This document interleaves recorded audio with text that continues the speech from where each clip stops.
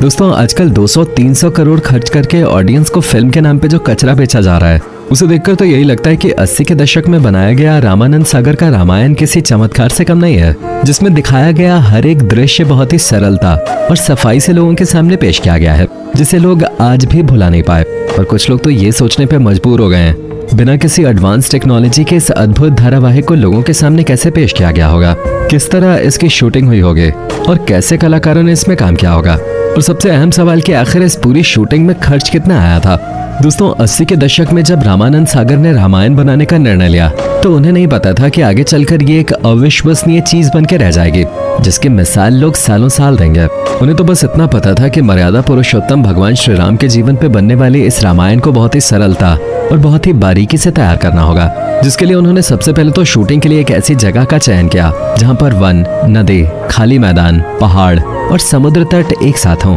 ताकि अलग अलग दृश्यों को फिल्माने के लिए ज्यादा दूर न जाना पड़े। इस जगह की बहुत खोजबीन हुई और अंत में गुजरात के छोटे से शहर उमरगांव को रामायण की शूटिंग के लिए चुना गया। रामायण की शूटिंग के लिए बिल्कुल परफेक्ट जगह थी, क्योंकि यहाँ पर घनी आबादी नहीं थी, इसलिए शूटिंग बहुत आराम से हुई और पूरे 550 दिनों तक पूरे कास्ट और क्रू मेंबर्स ने मिलकर इस जगह पर रामायण के 78 एपिसोड्स फिल्माए। उमरगांव मायानगरी मुंबई से 4 घंटे की दूरी पर स्थित है, इसलिए ज्यादातर कलाकार शूटिंग के बाद यहीं पर रुक जाया करते थे। रावण का किरदार निभाने वाले अरविंद त्रिवेदी तो मुंबई से ट्रेन पकड़कर उमरगांव शूटिंग के लिए आते थे, जबकि बाकी के कलाकार यहीं रुककर अपना काम करते थे। और इस दौरान सभी कलाकारों में बहुत ही ज्यादा मेलजोल बढ़ गया था, सब लोग परिवार की तरह रहने लगे थे। तभी तो जब रामायण की शूटिंग का आखिरी दिन था तो हर किसी की आंखों में आंसू आ गए थे, मानो उनसे कोई अनमोल चीज छीनी जा रही हो। जब रामायण धारावाहिक का टीवी पर प्रसारण किया जाता था तो सड़कें सुनसान पड़ जाते थे, घर के सभी लोग टीवी के आगे नजरें टिकाकर बैठ जाते थे और कुछ लोग तो टीवी न होने पर पड़ोस के घरों में खिड़की से झांक कर रामायण देखते थे।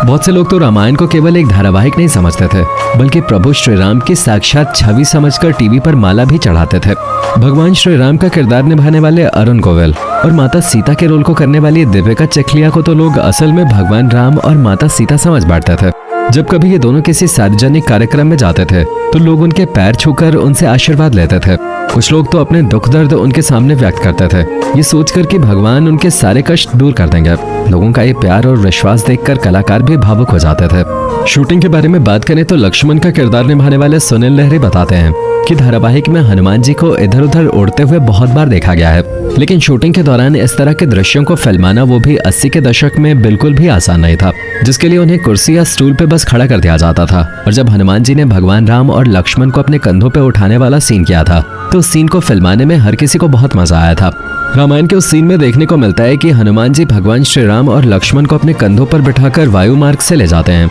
इस सीन को क्रिएट करने के लिए क्रोमा टेक्निक का इस्तेमाल किया गया था और कई सारे स्पेशल इफेक्ट्स का इस्तेमाल करके इस सीन को तैयार किया गया। उस समय सुनील लहरी और अरुण गोविल को पता ही नहीं चल रहा था कि ये सब क्या हो रहा है, लेकिन जब इस दृश्य को टीवी पर दिखाया गया तो ये भारतीय टेलीविजन का अपने समय का सबसे बेहतरीन सीन बन गया, जिसके लिए कलाकारों को केवल डायरेक्टर के निर्देश का पालन करना था। जिस वक्त इस सीन की शूटिंग चल रही थी उस वक्त अरुण गोविल और सुनील लहरी को यह सीन बहुत ही ज्यादा अटपटा लग रहा था। हालांकि जब ये सीन एडिट होकर उनके सामने आया तो उन्हें समझ में आया कि ये सीन कितना ज्यादा खूबसूरत और अद्भुत था, जिसे देखकर दर्शक ताली बजाने से अपने आप को रोक नहीं पा रहे थे। हालांकि आजकल तो ये सब कुछ आम बात लगती है, लेकिन तब दर्शकों के लिए इस तरह का दृश्य देखना, वो भी टीवी पर, किसी चमत्कार से कम नहीं था। रामायण के बारे में रामानंद सागर के बेटे प्रेम सागर का कहना है कि जब उमरगांव में शो की शूटिंग चल रही थी तब न जाने कितने ही लोग भगवान के दर्शन के लिए वहां पहुंच जाते थे, और केवल आम लोग ही नहीं बल्कि कई सारे वीआईपीज भी इस शो को इतना ज्यादा पसंद करने लगे थे कि कलाकारों से पर्सनली मिलने के लिए वो उमरगांव जाते थे।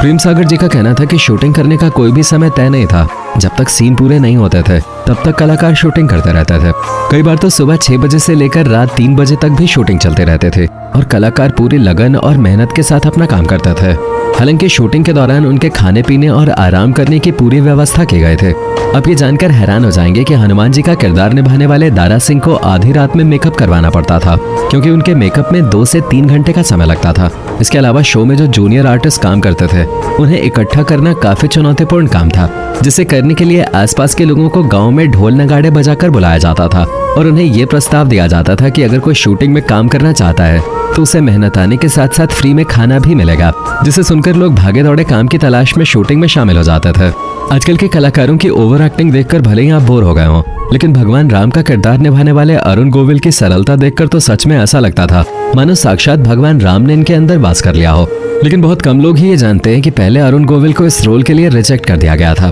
जिसके बारे में बताते हुए अरुण गोविल कहते हैं कि जब उन्हें पता चला कि रामानंद सागर रामायण बना रहे हैं तो वो रोल मांगने के लिए पहुंच गए और उनसे कहा कि वो राम का किरदार निभाना चाहते हैं। जिसके बाद रामानंद सागर जी ने कहा कि ठीक है, जब समय आएगा तो देखा जाएगा। कुछ समय बाद जब शो की कास्टिंग के लिए ऑडिशन शुरू हुए तो अरुण गोविल जी को भी बुलाया गया, लेकिन उनका ऑडिशन टीम को पसंद नहीं आया, इसलिए वो रिजेक्ट हो गया। लेकिन फिर एक दिन रामानंद सागर ने वापस अरुण गोविल को मिलने के लिए बुलाया और तब जब अरुण गोविल राम के किरदार के लिए अपना लुक टेस्ट देने पहुंचे तो उनकी हल्की सी मुस्कान देखकर तुरंत उन्हें सिलेक्ट कर लिया गया, क्योंकि उनकी मुस्कान में भगवान राम जैसी सरलता और प्यार नजर आया और वाकई में अरुण गोविल ने इस किरदार में जान फूंक दे थे। वैसे आप ये जानकर दंग रह जाएंगे कि माता सीता का सरल किरदार निभाने वाली दीपिका चिखलिया कई बी ग्रेड फिल्मों में काम कर चुके थे, लेकिन फिर उन्होंने विक्रम बेताल में काम करना शुरू किया और उसमें वो महारानी का किरदार निभा रहे थे। एक बार दीपिका ने देखा कि सागर जी के घर पे बहुत सारे बच्चे आए हुए हैं। बाद में पता चला कि वो बच्चे रामायण धारावाहिक में लव कुश के ऑडिशन के लिए आ रहे हैं, जिसके बाद उन्होंने भी रामायण में काम करने की इच्छा जताई और पूरे लुक टेस्ट और डायलॉग वगैरह का ऑडिशन पास करने के बाद रामानंद सागर जी ने दीपिका को माता सीता का किरदार दे दिया। और अगर हम रावण का किरदार निभाने वाले अरविंद त्रिवेदी की बात करें तो ये वाकई में घर घर लोकप्रिय हो गए थे, लेकिन इस दमदार किरदार के लिए रामानंद सागर की वो पहले पसंद नहीं थे, बल्कि हर कोई रावण के किरदार के लिए अमरीश पुरी को चाहता था। अरविंद त्रिवेदी गुजराती पिक्चरों में काम किया करते थे। हालांकि जब उन्हें पता चला कि रामानंद सागर रामायण बना रहे हैं तो वो डायरेक्ट मुंबई ऑडिशन के लिए पहुंच गए। उन्होंने केवट के रोल के लिए ऑडिशन दिया था, लेकिन जब वो ऑडिशन देकर बाहर निकलने लगे तो उनकी बॉडी लैंग्वेज और उनका एटीट्यूड देखकर रामानंद सागर को लगने लगा कि इस बंदे में जरूर कोई बात है। तब जाकर उन्होंने रावण का लुक टेस्ट और डायलॉग वगैरह का ऑडिशन दिया और वो तुरंत सिलेक्ट कर लिया गया। हालांकि अरविंद त्रिवेदी को रावण के किरदार में ढलने के लिए काफी मेहनत करनी पड़ते थे। शूटिंग से पहले कई घंटों तक वो तैयार होते थे। आभूषणों से लेकर कपड़ों तक हर एक चीज का वजन ही कई किलो का होता था और अकेले मुकुट ही 10 किलो का था। लेकिन अरविंद बहुत ही सरलता से हर एक चीज को संभालते थे और अपने किरदार को ईमानदारी से निभाते थे। बहुत कम लोग ही जानते हैं कि अरविंद त्रिवेदी शूटिंग के दौरान व्रत रखते थे और घर जाने के बाद ही अपना व्रत तोड़ते थे।